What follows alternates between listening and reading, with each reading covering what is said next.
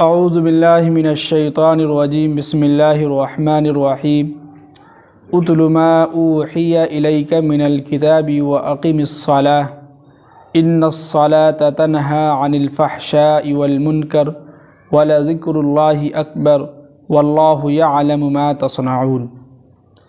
پیچھے آیت میں جو ہے بات چل رہی تھی کہ اللہ تعالیٰ نے اس دنیا کے اندر آسمان اور زمین کو جو ہے بالکل ٹھیک طریقے سے جو ہے پیدا کیا ہے، اور یہ بھی کہا کہ اتنی ساری نشانیاں جو ہے ان لوگوں کے لیے جو ایمان لا چکے ہیں، مؤمنین کے لیے ہے۔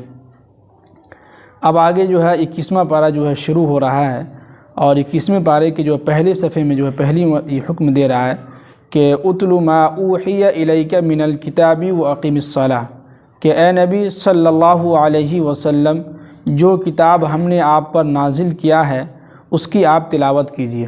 کیا کیجئے؟ اس کی تلاوت کیجئے۔ ہاں، صرف مسجد میں رکھنے سے جو ہے کام نہیں چلنے والا ہے۔ اور وَأَقِمِ الصَّلَاةَ، اور اس کے ساتھ ساتھ کیا کرنا ہے؟ نماز کی پابندی بھی کرنی ہے۔ جی، مسجد سے جو قرآن سے یاد آیا کہ آج ہمارے جو ہے رسول اللہ صاحب ہاں بیٹھے ہوئے ہیں، انہوں نے خواب جو ہے ہم سے پوچھا، ہمیں تو ابھی تک معلوم نہیں ہوا۔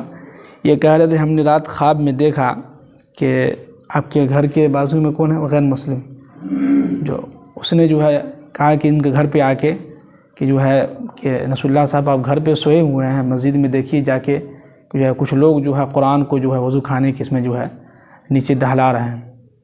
خواب میں ایسے ہی دیکھے انہوں نے، جب یہ اٹھے مسجد میں آ کے دیکھا تو معلوم چلا کہ جو صحیح میں ہی کچھ لوگ جو ہے قرآن کو جو ہے مسجد وضو خانے پہ جو ہے دہلا رہے ہیں۔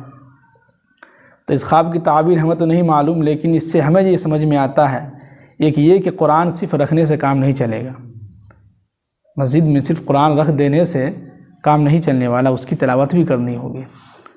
یہ سمجھیے کہ ہمیں ایک آگاہ کیا جا رہا ہے کہ بھائی بہت جلد آپ کی مسجد میں کوئی مصیبت آنے والی ہے۔ تو ایسا نہ ہو کہ جو ہے اللہ تعالیٰ حفاظت فرمائے، اللہ سے دعا کرتے ہیں، لیکن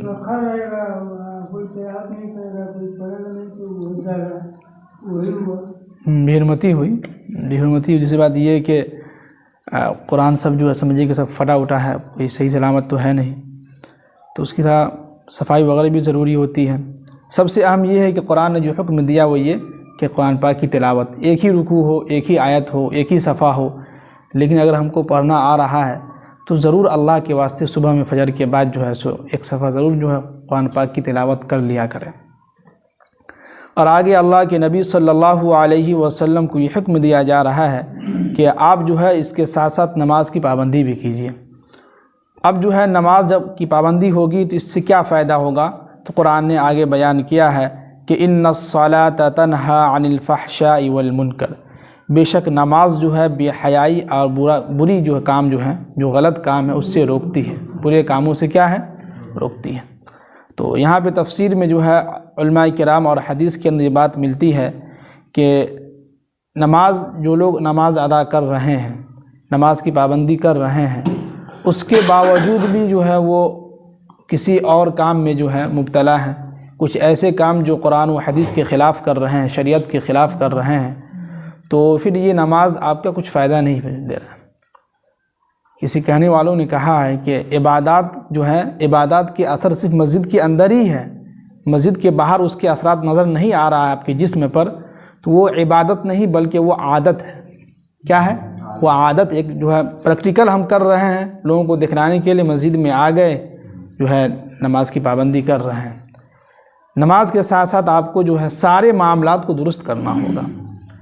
اگر ان معاملات ہمارا درست نہیں ہو رہا ہے نماز کی وجہ سے، نماز ہم ادا کر رہے ہیں، اس کے باوجود بھی ہم جو معاملات میں جو ہمارا صحیح نہیں ہو رہا ہے، ہمارا اخلاق صحیح نہیں ہو رہا ہے، لوگوں کو ہم تکلیف پہنچا رہے ہیں، برے کام سے روک نہیں رہے ہیں، نہ خود اپنے آپ کو جو بچا پا رہے ہیں، تو سمجھیے کہ پھر یہ نماز نہیں ہے، پھر یہ ایک عادت بن گئی ہے کہ آئے کھٹا کھٹ مارے ایک دم زمین پر چل دیے، 2 منٹ میں 4 رکعت نماز ادا کر لیے۔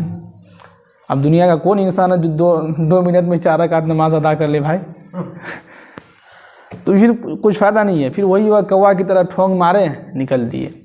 ہاں، ہو سکتا ہو اس کے بارے میں ایک دوسری حدیث بھی ہے کہ ایک صحابی رسول آ کے جو ہے شکایت کی کہ فلاں شخص ہے جو نماز کی پابندی کرتا ہے لیکن وہ برے کاموں سے رکتا نہیں ہے، وہ پھر بھی جو ہے گندا کام کرتا ہے، جو ہے گناہ کرتے رہتا ہے، تو اللہ کے نبی نے کہا کہ آگے چل کے ہو سکتا ہو اس نماز کی برکت سے اس کے جو ہے اس گناہ سے وہ باز آ جائے اور اس گناہ سے توبہ کر لے۔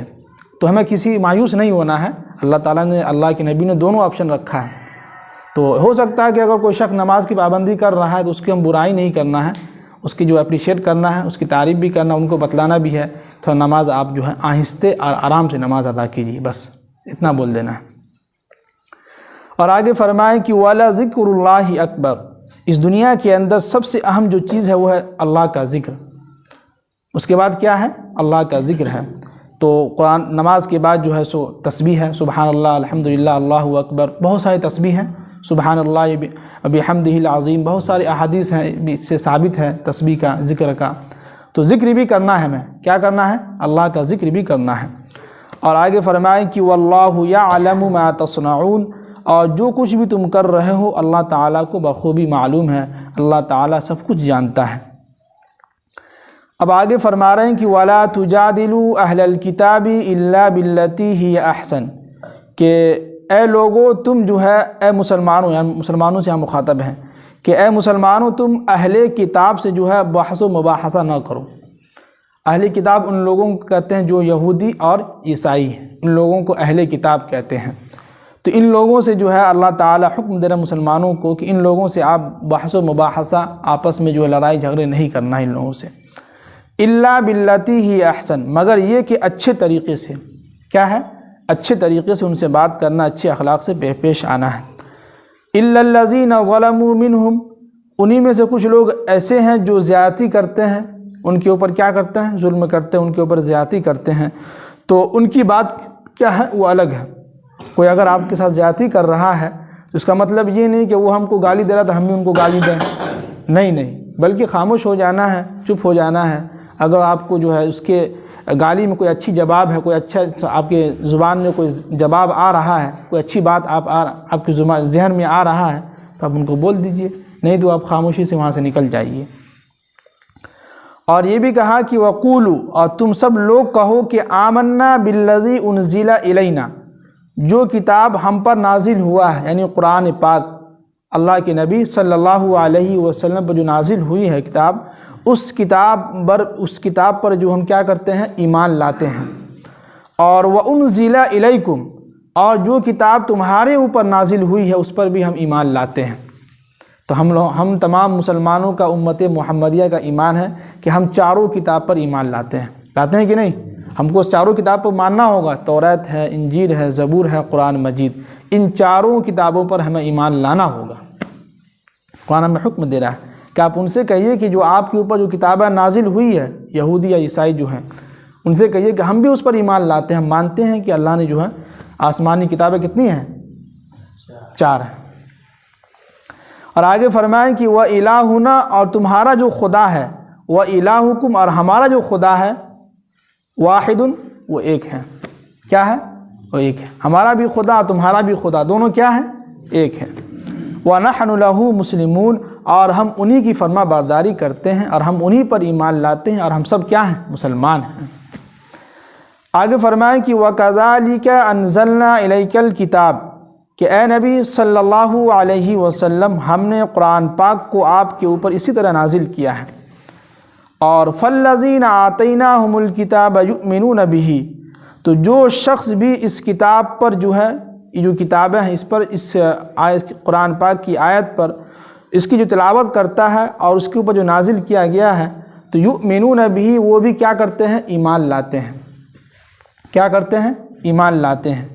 وَمِنْ هَؤُلَاءِ مَنْ يُؤْمِنُ بِهِ، اور جو یہ لوگ بت پرست لوگ ہیں، جو لوگ غیر مذاہب کے لوگ ہیں، مَنْ يُؤْمِنُ بِهِ، یہ بھی جو ہے دھیرے دھیرے ایمان کیا کر رہے ہیں؟ لا رہے ہیں۔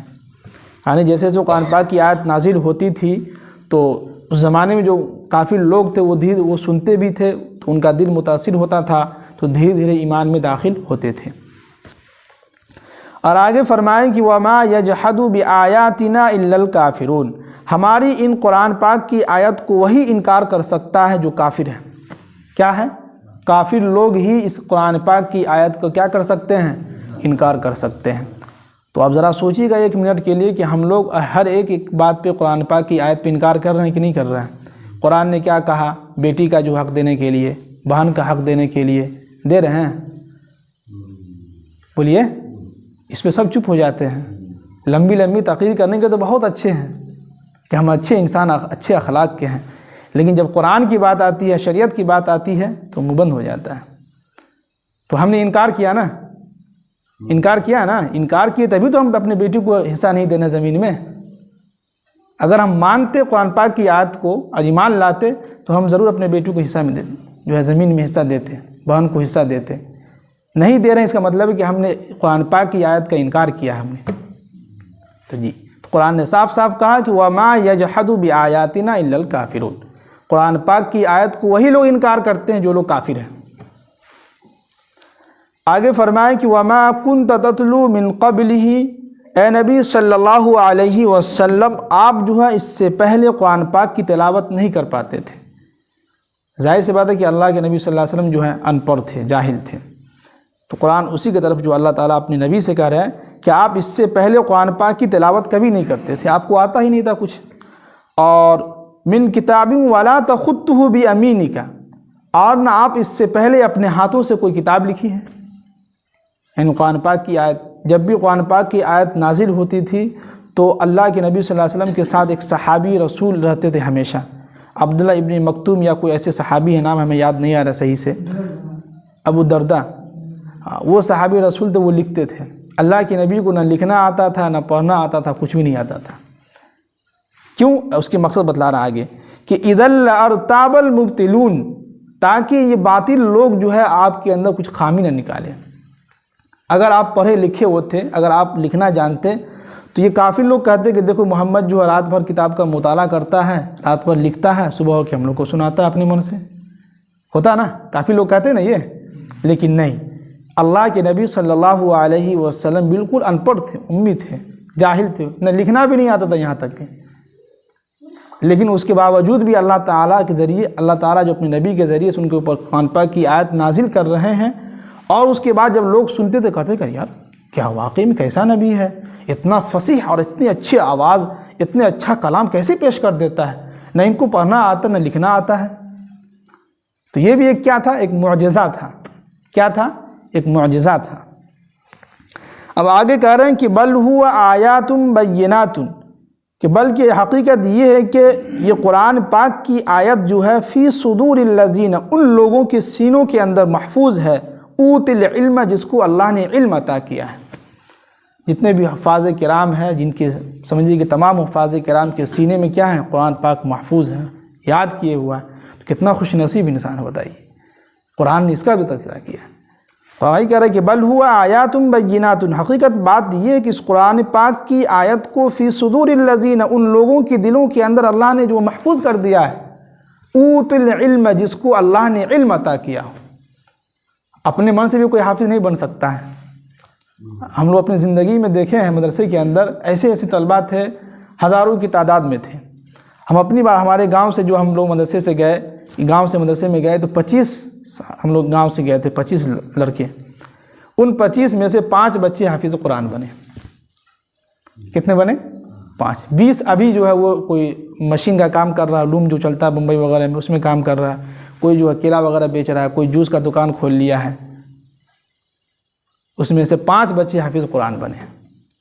تو اللہ تعالیٰ یہ دولت ہر کسی کو نہیں دیتا ہے، خوش نصیب بندہ جو ہوتا ہے انہی کے دلوں کے اندر یہ قرآن پاک کی آیت جو ہے اس کے سینے میں محفوظ کر دیتا ہے، اور وہی حفاظ کرام سال میں 1 مرتبہ تراویح سناتا ہے، اور تمام لوگ سنتے ہیں قرآن پاک۔